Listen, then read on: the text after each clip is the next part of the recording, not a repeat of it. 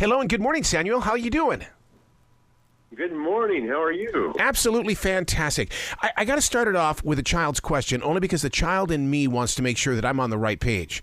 I know that it's about a unicorn, but is it Unico? Is it Unico or is it Unico? So it's Unico. Yeah, Unico, absolutely. You had it right. You absolutely had it right. Good, because when I want to sit down and talk with young readers, I want to be able to say the right name so we can all be on the same page here. Absolutely, of course. And this is no normal unicorn either. I mean, this one has power that affects human life. I love the idea that you are stepping into this. No, thank you so much. Yeah, that's exactly right. It's about a unicorn whose power to spread love and kindness draws the ire of an evil goddess. And the thing is that you do it in a way that invites people to look for their own little superpowers. I mean, in other words, when they see it with Unico, it's like, well, maybe I can do this as well. Right. Yeah. Well, because I mean, at its core, the whole entire book is about friendship. Yeah. And it's about learning about to accept who you are and accepting the power and growing into the power that you do have. And so, absolutely, very much relatable in that way. How did you create the world of manga? Because I mean, that really is something that is very it's almost very spiritual or universal. Sure. Absolutely. Yeah. So. Manga is, manga is just kind of the Japanese word for comics, right? And so it's like that's what it means in translation is comics. And so, but as I think many of you and you probably your listeners have heard, it's really become just a global phenomenon, right? With so many people, so many younger people, especially reading manga in the I've been a huge fan of the medium itself for years and years and years and years. But one of the issues that I hear from librarians, for example, and other people and who read manga is that especially for younger readers, when they go and they 8-year-old or 9-year-old get so interested in genre and the medium as they go and they pick up a book like Demon Slayer. Yep. And which is for an older audience, a little slightly audience. It's a little bit bloodier, a little more, it's just kind of not appropriate for their age group.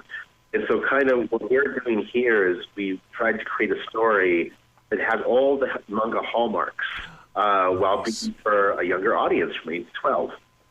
So it allows kids to really latch on to that, to the medium in a way that is exciting, refreshing, and also, authentic. I would love to see the number of parents that are going to pick up this book and read it for themselves, because you're right. It is the adults are the ones that know it, and they're going to get this and they're going to say, "Oh, this is just a simple read. I'm going to take this in." So I'm anxious to find out how many parents are going to reach out to you. Yeah, me too. I can't wait to hear. I really do feel like there's. It's interesting with all the readers that we've had so far. Kids are really responding well, but so are adults. And that's been great to see because, I kind of write what I want to read myself, but I just am, and that's kind of the way that I hoped it would go. How did you keep it in that simple format? Because I mean, when you're writing to a young adult, I mean, you've got to be able to put it in a language that they can attach themselves to. And we live in this world where it's like, okay, we like big words, but we don't like big words, but we want a real simple story. That's right. Well, that's kind of the, in my opinion, the beauty of of Unico in general is that it's a story that while it has its complexities and it does explore deeper truths and things that are a little bit more, harder to chew on, the story is also really simple at the same time. It's a story about friendship. It's a story about growth.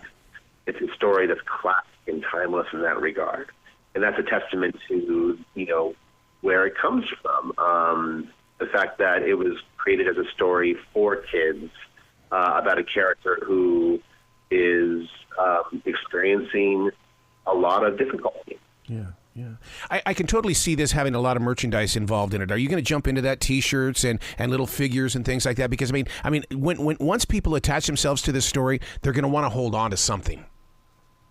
Oh yes, absolutely. That's my hope as well. We have people that are definitely working on that at the moment, and I hear it's going well. Yeah, I mean, because this is volume one. This is where you bring listeners and readers into your vision as a writer and an author. Because I mean, we want volume 2, then we want volume 3, and one of the things that I get so jealous of is that because this is volume 1, you already know where this story is going, but you can't tell us what's going on next.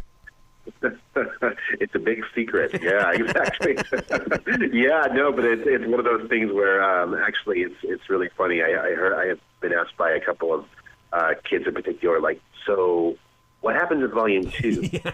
And I give them a little bit of a little bit of information. They're like, okay, fine, but what happens in volume 3? Yeah. It's like, they really want to know, and that's really fun. And also, I can totally understand as a reader how frustrating in a fun way that can be.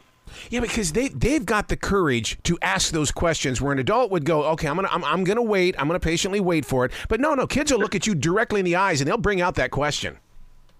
Oh, absolutely. Yeah, which is one of the most wonderful things about having kids as your readers. Yeah. So now this project was part of the Kickstarter program. Now, is this something that you're going to continue with the other novels and things like that? Because I mean, I want people to get involved with what you're doing. Thank you. So Kickstarter was the way originally, it was kind of like the proof of concept for the entire story. So, we thought because Unico has a lot of cult popularity and a following like that from, people like me who grew up in the 80s and 90s who had seen the films and got really excited by them, and just love them to this day. We thought that publishers would want to would have to see it to believe it. Yeah. So that's why we ended up going with Kickstarter as a way to kind of show the world that people wanted Unico, and we did pretty well. And so then eventually Scholastic was the company that ended up picking it up and really bringing in this larger place where we're able to do the series, and it's been such an exciting road to get there. So we won't be doing any more Kickstarters, but the books now will be coming out through Scholastic, and there'll be multiple ones in the series. Wow, that is an amazing place to be, because I've been reading Scholastic books my entire life. That is so awesome that you are part of that circle, sir. I'm very thankful. It's incredible. It's an incredible honor to be part of that circle. Wow, you got to come back to this show anytime in the future, Samuel. The door is always going to be open for you. Thank you so much. I really appreciate that. It's awesome to be on. Well, you be brilliant today, okay? Okay, thank you so much.